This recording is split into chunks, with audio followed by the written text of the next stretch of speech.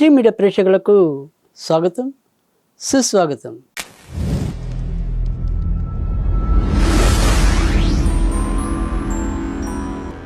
Tea media కొత్తగా రూపొందించిన ఏదైతే ఈ యొక్క విశ్వవసు శృంగార ఫలాలు, దీంట్లో మనకి ఇక్కడ సరసం విరసం అని చెప్పి ఈ యొక్క గ్రహాల యొక్క గమనాన్ని చూసుకుంటూ చంద్రుడికి 16 కళలు కనుక ఈ 16 అనే దాన్ని ప్రాతిపదికగా తీసుకుని మనం ఇక్కడ సరసం విరసం అని చెప్పి కూడా మీకు ఈ లెక్కలు అందివ్వటం అనేది జరిగింది.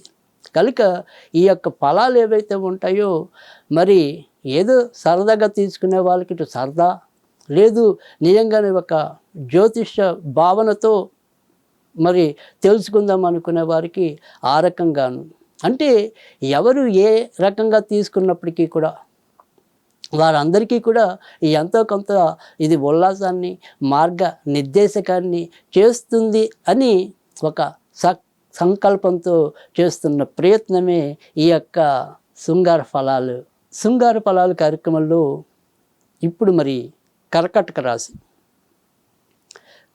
రాశి వారికి కూడా ఈ ఏడాది కొద్దిగా సరసం మరి ఎక్కువ పాల్లోనే కనపడుతుంది. 10 అనేది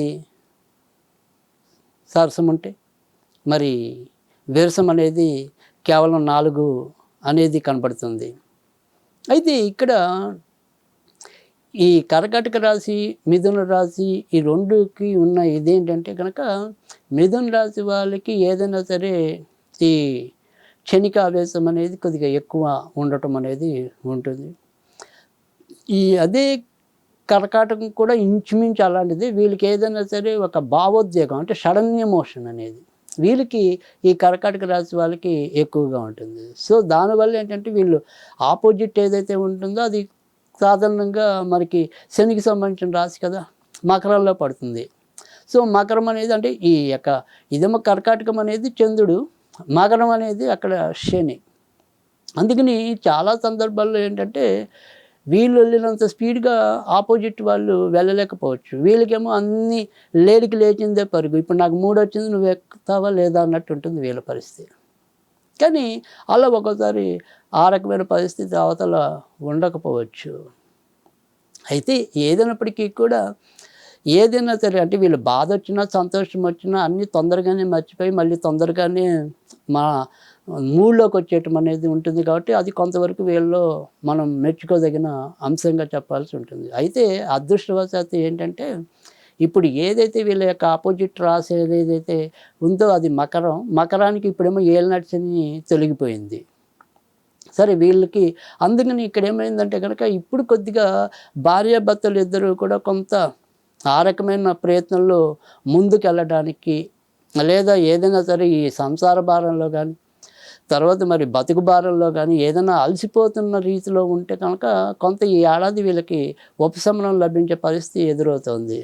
కనుక ఎప్పుడైతే ఉపశమనం వచ్చిందో అప్పుడు ఆ రకమైన శమనం కూడా అది ఆటోమేటిక్గా రావటం అనేది అందులో ఆశ్చర్యకరమేం లేదు. కనుక వీళ్ళు మధ్యలో ఏదైనా సరే స్ఫూర్తిదాయకంగా ఉండడానికి ఏదైనా సరే కొంత ఈ యొక్క సినిమాలు అనుకోండి, లేదా మరి ఏదైనా సరే గోవా లాంటి మంచి ప్లేసులు కానీ ఏదైనా సరే మధ్యలో వీళ్ళు కొంత సందర్శించడానికి లేదా వీళ్ళ యొక్క మూడుని పెంచుకోవడానికి వీలైన వనరులు అయితే కనుక ఈ ఏడాది కర్కాటక రాశి వాళ్ళు మరి చూడగలుగుతారు.